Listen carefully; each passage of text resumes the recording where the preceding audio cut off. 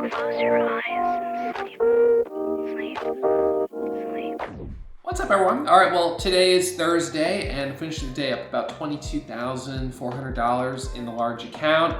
AHPI, ACY, those were the two I traded today. I was watching FULC, I was watching Clove, but I wasn't in love with either of them. There were a couple lower price stocks I was watching as well, but they didn't really give the right setups or seemed like they were positioned for good follow through. So I got green today and I'm locking it up, which puts me up almost 50,000 on the week. I was up 12, well, I don't remember even what I was up on Monday, but I was up 12 Tuesday, 15 Wednesday, and then 22 today. You know, just like that. Those are three really good back-to-back days. So I was green on Monday, but I don't think it was by a lot, a couple $1,000 or something. So anyways, a $50,000 week is great. So that is definitely moving in the right direction. It's a reflection that the market is heating back up. We have had some great opportunities, which is good. More volatility, a bit more volume. So we're kind of off the low of that slow patch that we had at the end of July and the first week of August, which is good. Now tomorrow's Friday, it's August, so we'll try to finish up Friday with a couple trades, probably close it down early, not overstay my welcome.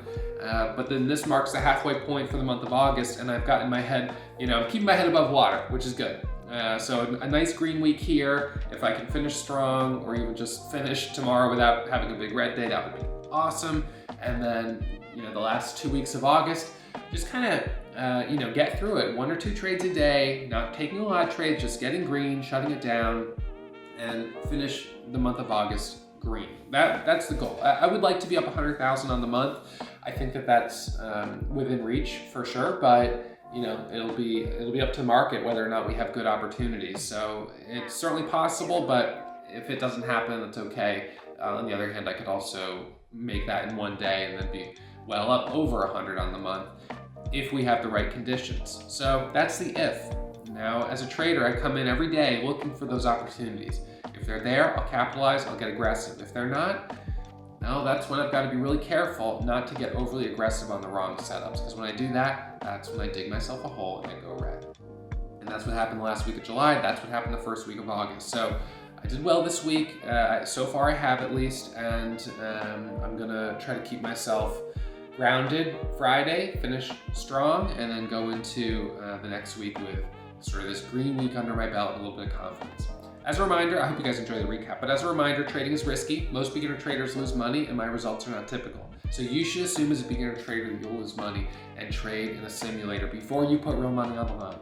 All right, so with that, hope you guys enjoy the recap and I'll see you tomorrow morning, Friday, for the last trading day of the week. All right, see you then.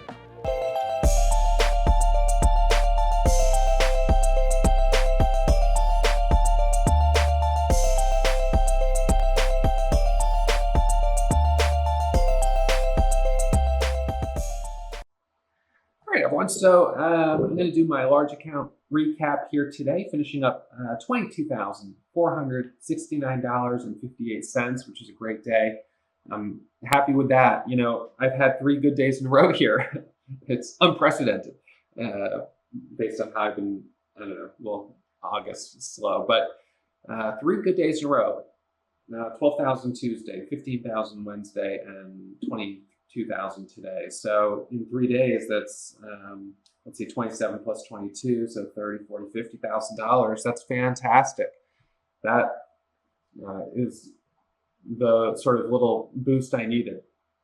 Now, the fact is, I'm doing the best I can to be aggressive, but acknowledging that it is still August. It's not the time to go kind of really crazy. So ACY for me, the only one I lost on today.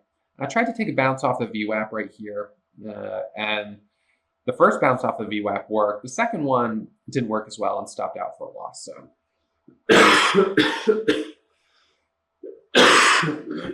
So that's fine. The loss on ACY, but AHPI was good, volatile but good. I was watching it. As we know, yesterday it made this big move, which caught me off guard. I didn't expect it, but it squeezed here up to 1550 and then dropped back down. And what I noticed this morning, because I had this chart up from yesterday, I noticed, first of all, that it was gapping up this morning, right here.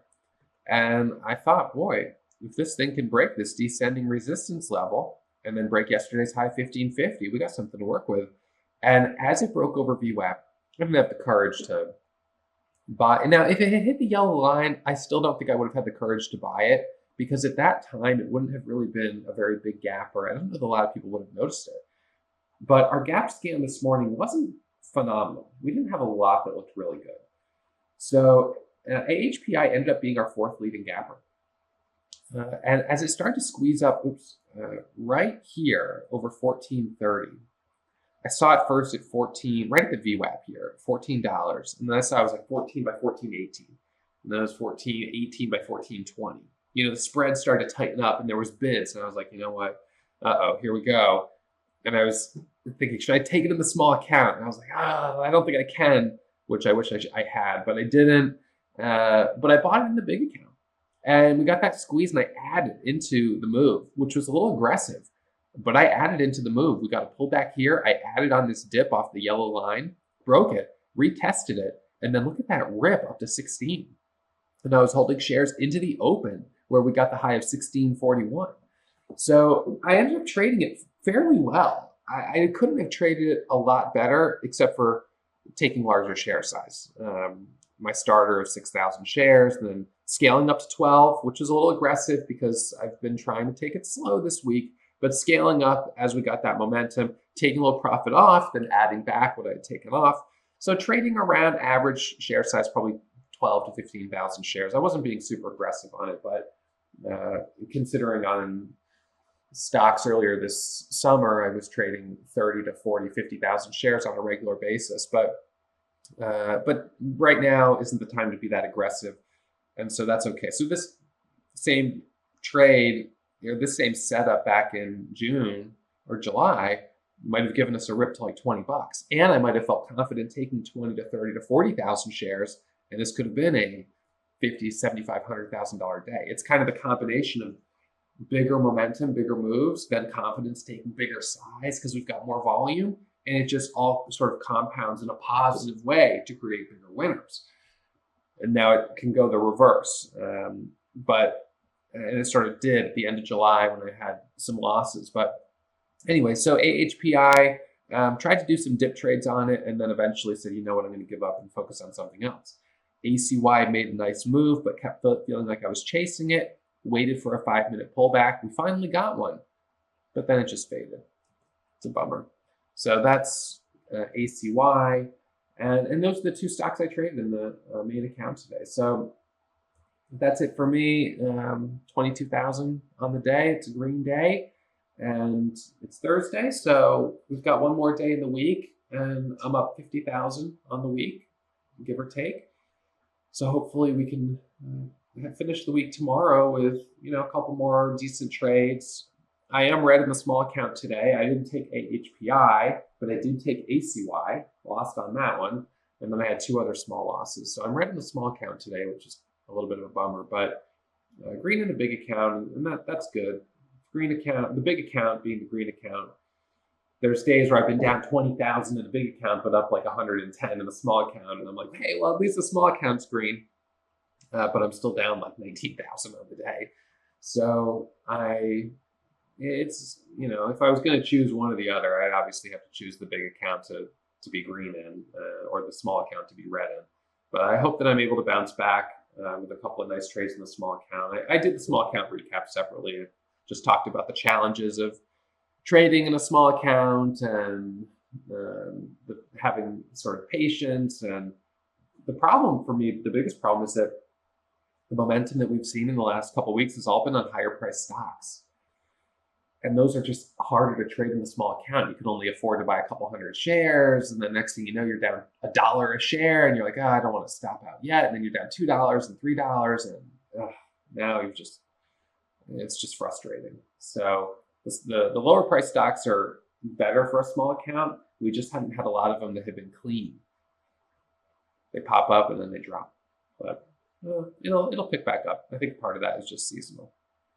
So anyways, that's it for me. Thank you guys for tuning in. As always, in case you didn't already know, day trading is risky. Most traders lose money, and my results are not typical. So take it slow, one trade at a time, practice in a simulator, and try to keep your head above water. This is not the time of year to be swinging for home runs and getting super emotional and going big. If you do that, you're just going to dig yourself a hole like you watched me do in the last week of July and the first week of August. So this week has been much better, and I've got to try to stay focused on finishing strong, and then we'll be halfway through the month of August. So my head, I've broken clear of the water line as I'm now green on the month. So keeping my head above water. My head was underwater for a little bit there, but I'm green on the month, which is good. But I guess I still do have a little bit of progress to make versus the losses from the last week of July, because I had a couple of back-to-back, $25,000, $30,000 red days. So I've got to get those back. But it's not a if, it's a when, and I just have to be patient with sitting with that loss and not getting bent out of shape. And it's easier to do when you're in a new month and you're green, because the new month kind of stands on its own. July still finished up 200 and I think it was 31,000 after fees and commissions. So, August here isn't shaping up to be a record breaker month, but that's no surprise. I just got to get myself through the month, and September is right around the corner, and then Q4 is where I'm going to be making sure the engine is tuned and ready to go pedal to the metal, super aggressive into the last 3 months of the year, October, November, December. That's statistically when I start to really rally. As I finish the year, a final push, and then into the new year, January, February, March, usually really strong. That's been statistically when I have traded the best in my career. So then between, May and September is when it is slow, typically. Of course, some years have been an anomaly. Last year was a bit, with everything being shut down. The markets were still open, so the markets got a lot more momentum than we would have expected last year during the summer. But typically, summers are pretty slow. So anyways, that's it for me. Good luck for those that keep trading. But I got to shut it down and not look at charts for the rest of the day, because I don't want to risk going back in for one more final trade and turning a pretty decent day in my big account into a red day. That would be terrible. So anyways, that's it for me, and I'll see you guys first thing tomorrow morning. I hope you really enjoyed that video, and make sure you hit the thumbs up and subscribe to the channel if you haven't already. Our goal is to hit 1 million subscribers this year, but we won't get there without your help. So please, please, please hit that subscribe button.